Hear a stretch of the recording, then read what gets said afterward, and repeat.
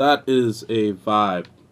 But we're here to talk about an important one, I believe. I've seen a number of my colleagues and friends in the music industry sort of suffer from this or have suffered from it and moved along. And what it is, it's all about getting out of your head.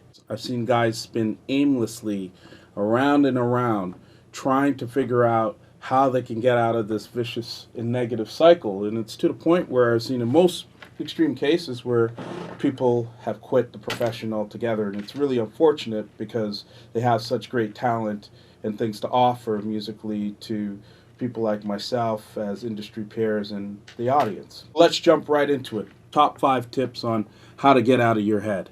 Number 1 is to accept the fact that you are indeed your own worst critic. And I think this is just human nature. The most talented people, like guys like Michael Jackson, to very talented professional and hardworking athletes, have all found themselves in a place of severe criticism despite all of the achievements that they have made. This is important to know that that's just a natural behavior. And when you acknowledge that, then you're able to quickly say, okay, I've identified this. Now let's move it on to something positive. But it's something that happens to all of us in our creative journeys. Second tip is to rely on your ears and human reaction. What I mean by this is a lot of guys get caught up in the tools of today and or let them get sucked into the whole aspects of social media and say, why doesn't my stuff sound like this? Or they got millions of plugins that are analyzing their tracks in comparison to reference tracks and going after the sound they want to go for. And there's nothing wrong with comparing yourself to give some brief and balanced critique of your efforts, as well as the analysis to be able to validate those observations. But there's just nothing like hearing what's coming out of these speakers. Is it giving you what you expect? And how do people respond to your tracks? Are there certain elements in the song that are eliciting the exact feeling you want to convey? The song I just played you at the top of this video, most people know me for house and techno, but it's a very soulful and spiritual song, and I can feel that. And I understand that. I don't need, a spectral analysis to tell me what the fuck is going on with the song. I can feel that. The other point of this is be careful of feedback and who you're getting it from.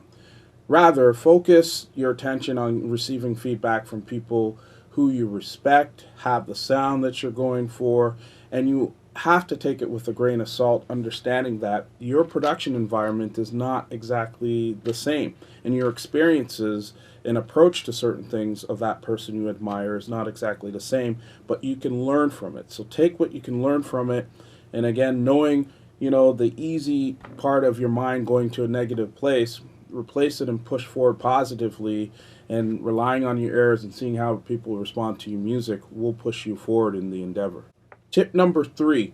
Some of you guys have told me, hey, I've taken mix courses and my stuff doesn't sound like yours or it doesn't sound like this person's yet.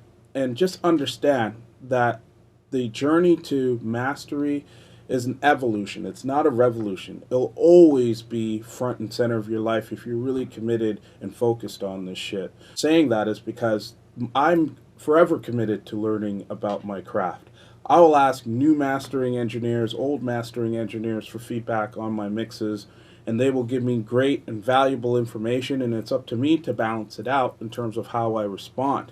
But I will never respond in a way that is negative and just leaves me in the gutter to not even go forward and produce anything else. But understanding my commitment to learning is a thing that actually propels me. And because I understand that I'll never exactly reach the levels of mastery, each progressive step is an effort towards that vision. Tip number 4, hard work is the currency of confidence. Let me say that again. Hard work is the currency of confidence. I remember when in Toronto, when we were just on the cusp of winning the NBA championship, people were talking to Steve Curry, who was the defending champion, and they were asking him, does he ever get nervous in certain high tension moments where it matters? And he said no, because he knows about the level of work and effort that he puts into his job to deliver on a consistent basis. And I think the same applies for us who are in music and getting inspired from different things and being brave enough to take action and actually express ourselves. If you are committed to mastery, receiving feedback, learning from others, replacing negative thoughts with more positive images of yourself, the hard work that you put in will definitely underscore all of those positive efforts, and it actually turns out to be confidence. And that's why I'm saying, hard work is the currency of confidence. And that confidence will continue to inspire you to just continue to push forward and not necessarily be bogged down in the little things you wish you would have done after you put the track out, or compare your stuff to other people's stuff in different environments where, quite frankly, it's way out of your control and it doesn't matter. And lastly, on this point, hard work will always trump talent. There's a lot of talented people in this industry, a lot of talented producers and songwriters and whatnot, but when it comes to production, you'll always bump into someone who's better than you. And the facts is that you can leverage those people. At least I've found that the most successful people are more than happy to assist you in your efforts in becoming successful in obtaining the goals that you want to obtain when it comes to the quality of your sound. But they won't show up for you if you ain't putting the hard work in. And last but not least is tip number 5. It is to take stock in your successes. So in each of the 4 steps I've described previously, those yield certain levels of success and progress, and it's important that you just stop and take a minute and breathe and say, yeah, man, I'm doing this thing. It's dope. I'm receiving progress here. For me, I like to surround myself with, positive people and read up on positive stories and continue to learn more. But there's times where, I'll just stop for a second and say, yeah, you know what? You put out that track on that label that was hard to get signed on.